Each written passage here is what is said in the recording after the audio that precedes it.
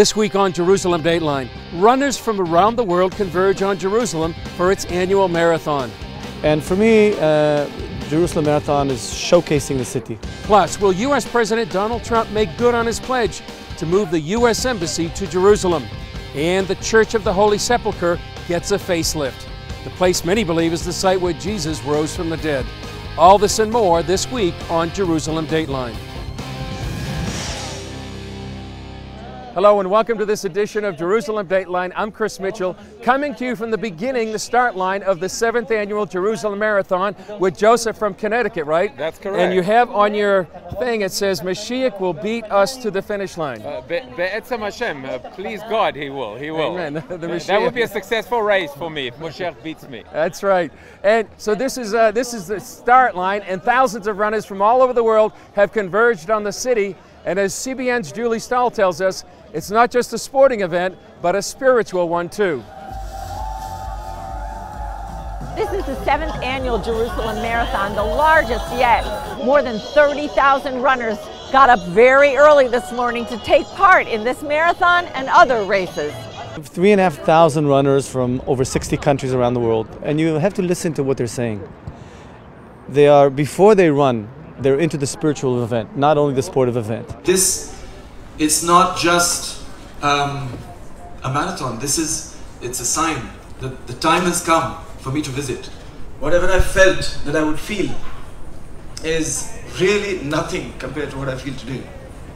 Jerusalem Mayor Nir Barakat had the idea for the marathon as a way to draw people to the city who wouldn't have otherwise visited.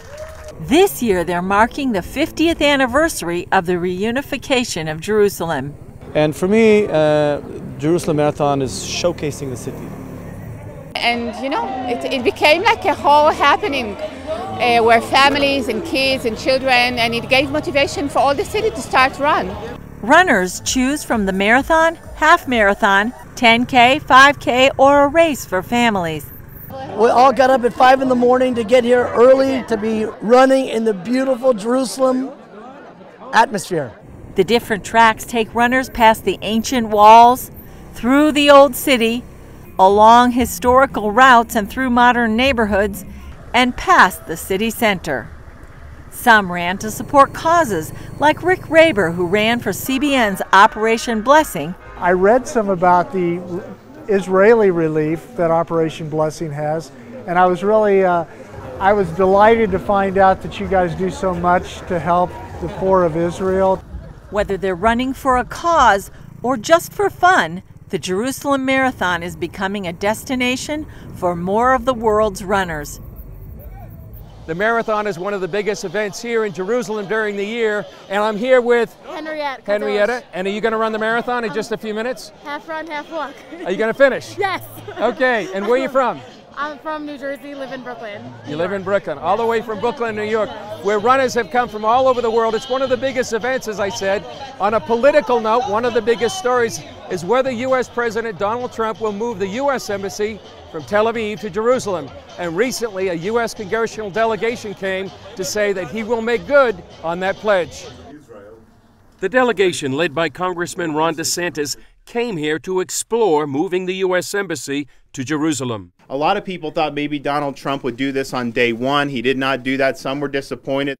DeSantis made it clear that while Trump did not send the group, they would report back to him. I thought it was important to come out and get some knowledge in the Congress about where this thing will actually be. He's in a position where he's either going to follow his campaign promise or he's going to actually have to sign this waiver. In 1995, Congress passed the Jerusalem Embassy Act, requiring the U.S. Embassy to be moved from Tel Aviv to Jerusalem, which, according to Israel, is its true capital. Since then, each president has signed security waivers to prevent the move.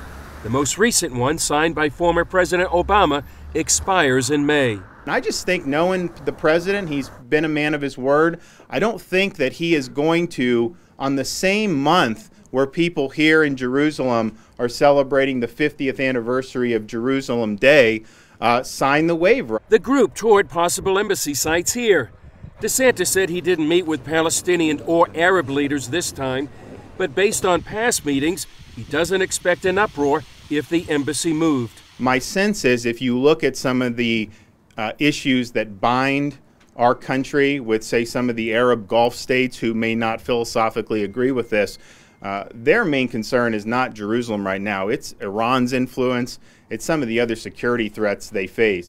According to DeSantis, there are 3 benefits for moving the embassy. One is truth. We have this historic connection with the Jewish people in the city of Jerusalem. He noted that Jerusalem is one of the world's most ancient capitals.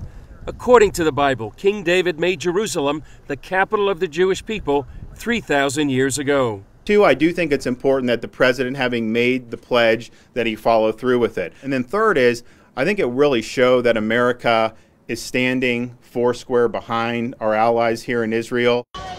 Well, the marathon has actually began, and as you can see, people are pretty excited about it. Thousands of runners from all over the world have come. Now they're going to be moving as the marathon gets going. Literally thousands of people, they're all staggered together. Well, that story on the U.S. Embassy is one of the biggest diplomatic stories. On a financial side, there's been a multi-billion deal between a startup company here that provides driverless car technology with one of the biggest high-tech companies in the world. Mobileye maintains its technology already keeps passengers safer on the roads, reducing the risk of accidents and saving lives. In the event of a possible collision, the system issues an alert providing you with up to 2 seconds to brake and prevent an accident.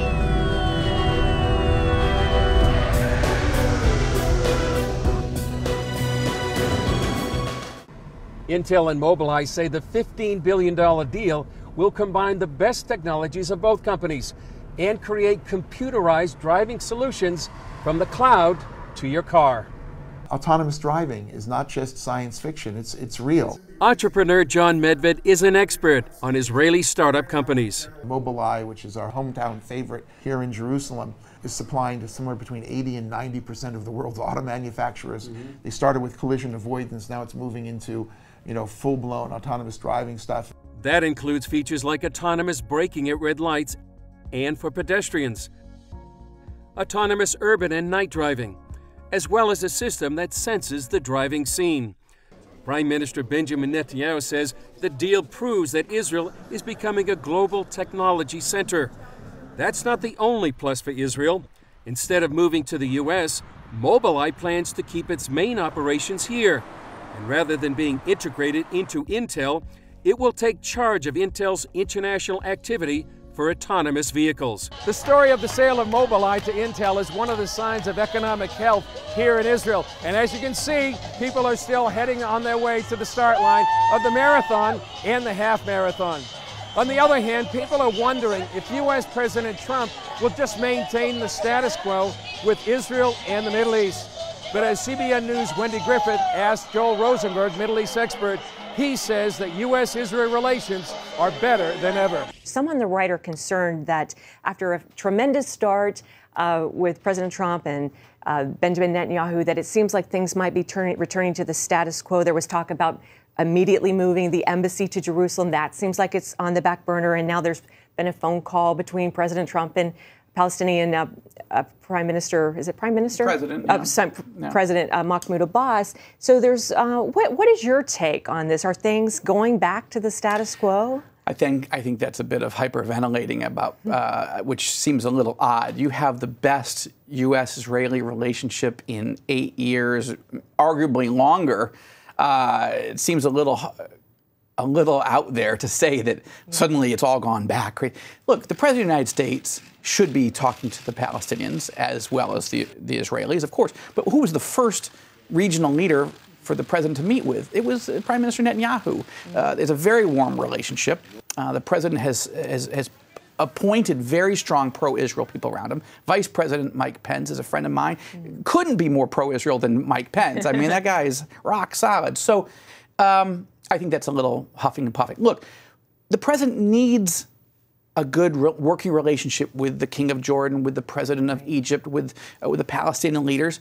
I don't know that the president can get what he wants. He wants a full Palestinian-Israeli peace deal. God bless him. Every president does. Everybody does, and he is the guy who's the art of the deal. But I just, but he should be talking to them and honoring the Palestinian people who really are in a very difficult spot, honestly. Let's talk about the Iran nuclear deal. Sure. President Trump has inherited that. Yes, he has. He said he's going to do away with it. What's your take? How do you think Trump will handle that? No, he actually has never said, not in the campaign and since, that he would rip up the deal. That was Rubio, that was Cruz, that was everybody else. But he said, look, once you make the deal, it's done.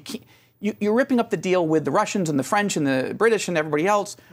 I would rip it up. I mean, instinctively. But his point is, we've got to now figure out how to enforce it. His point is, if Iran violates, then you start dealing with the violations, because the whole thing unravels if Iran violates it, right? So that's the president's approach.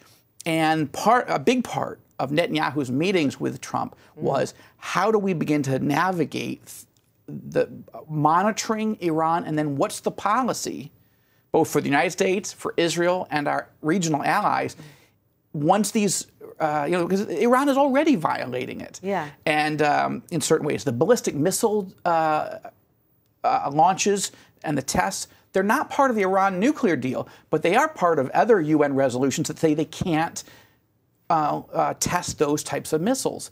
So this is a big test coming for the president. How am I going to deal with Iran and make sure they don't become an enormous existential threat to Israel and the Saudis and everybody else in the region, and not a threat to the United States? Up next, one of the most revered sites in Christianity gets a facelift.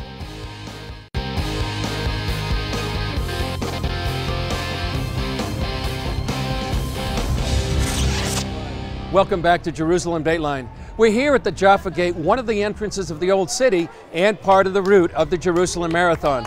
It's also about a 5-minute walk from one of the holiest sites in all of Christianity, the Church of the Holy Sepulchre, the place where many believe Jesus Christ was buried and then rose from the dead. CBN News recently got a behind-the-scenes look at a long overdue restoration inside the church. It's called the Edicule, a structure built over what many believe is the burial place of Jesus. After years of neglect, it's getting a facelift. The Holy Rock is preserved, and this is a great result of this phase of the project. Professor Antonia Morapoulou oversees the project. Of course, now we are going with bolts and anchors, titanium anchors, to readjust the marble slabs upon some mortar and concrete. That means we are going to assure the structural integrity through this intervention. National Geographic first documented the restoration last year for a television special. This is the marble slab that was removed for the first time in more than 200 years. Beneath that, they found a slab from the time of the Crusaders, and underneath that, a tomb from the 1st century that many believe was the tomb of Jesus. While many consider the Church of the Holy Sepulchre the site where Jesus was buried and rose again, others believe the resurrection took place at the Garden Tomb not far away.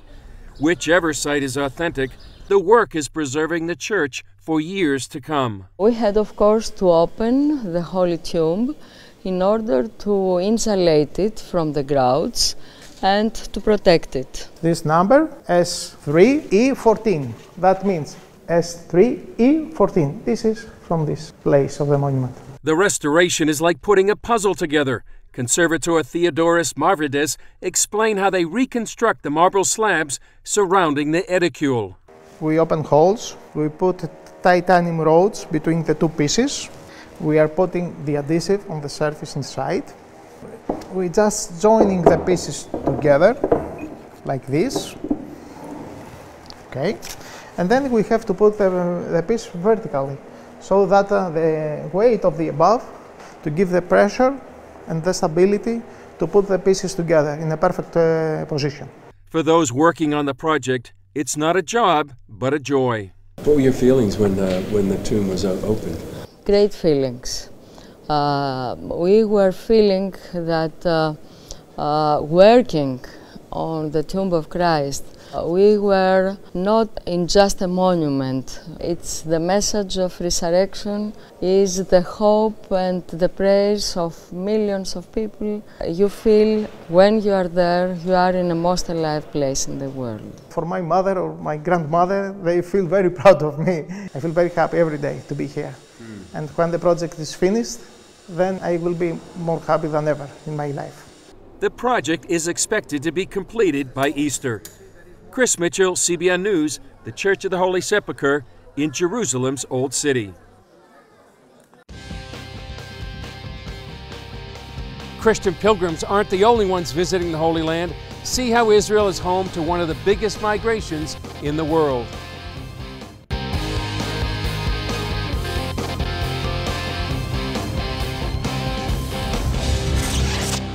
Welcome back to Jerusalem Dateline. We're at another spot on the Jerusalem Marathon. It's a grueling race because of the hills of Jerusalem, but one of the most unique in the world. The runners that come here are also just a fraction. Here we are, here's one of the runners. They're just a fraction of the millions of visitors who come to Israel and the Holy Land each year. But there's another visitor. About 500 million birds migrate through Israel each year. Israel lies on one of the world's major migration routes. And as I found out when I went to northern Israel, it's also a paradise for bird watchers.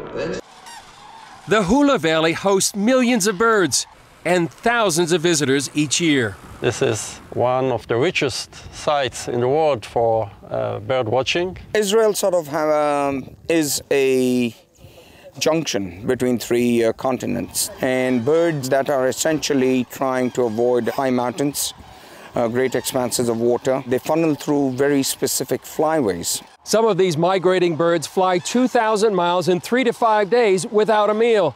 They fly from Europe and Asia to Africa. For many, Israel is the halfway point. That point is the Hula Valley, part of a 3,700-mile stretch from Syria to Mozambique. The Bible mentions the bird migration as part of a metaphor.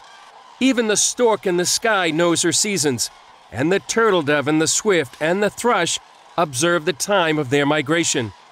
Some 400 species of birds stop for refueling, and a fraction even winters here, including 30 to 45,000 cranes.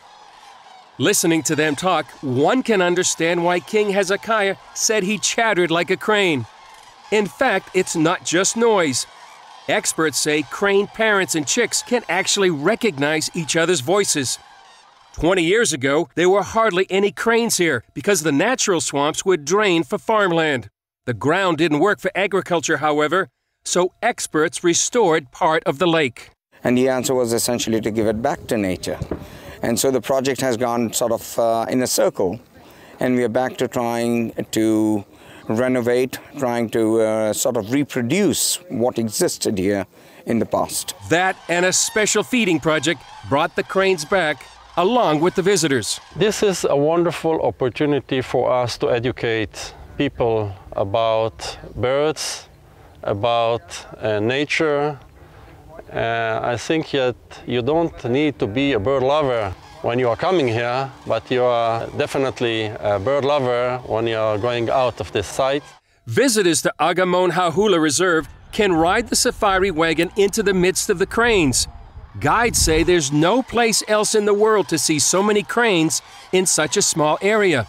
And bird watchers come from all over to see the phenomenon. I don't even care if you like birds. You have to experience this and come and see thousands and thousands and thousands of cranes. If you're a birder, I don't think you could find a better place to come to see the variety of species, as well as the atmosphere and the beauty of the place is just unrivaled in any place in the world. For now, these cranes are getting ready for the long flight back to Russia or Finland for the summer. But they'll be back next year, along with the bird lovers. Chris Mitchell, CBN News, Agamon Hahula.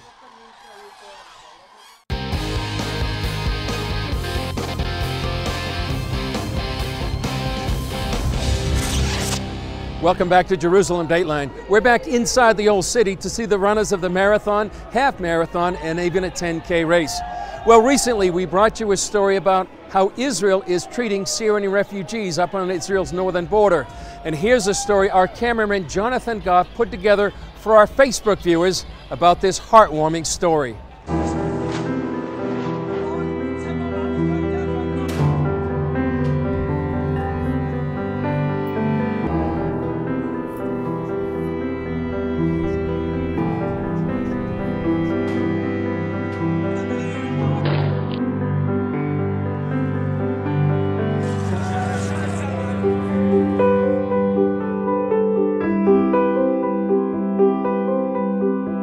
Most of the injuries are mid-face, lower face from gunshot wounds, and those who survive, they're being evacuated to us.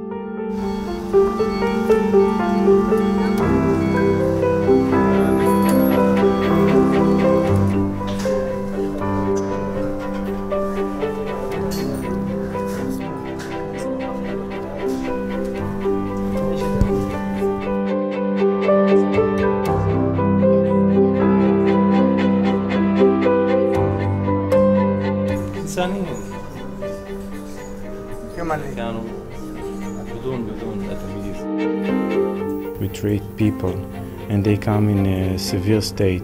You see it in their eyes. They look at us with their eyes and they look for help. They look for compassion.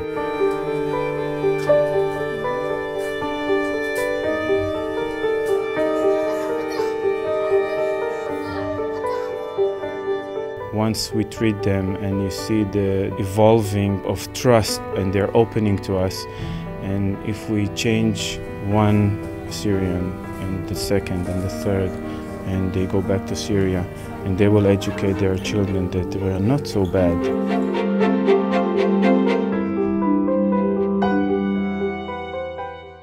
That's a powerful story of how Israel is helping their neighbors. It's also an example of what you can see on our Facebook page. So please like it and share us with your friends.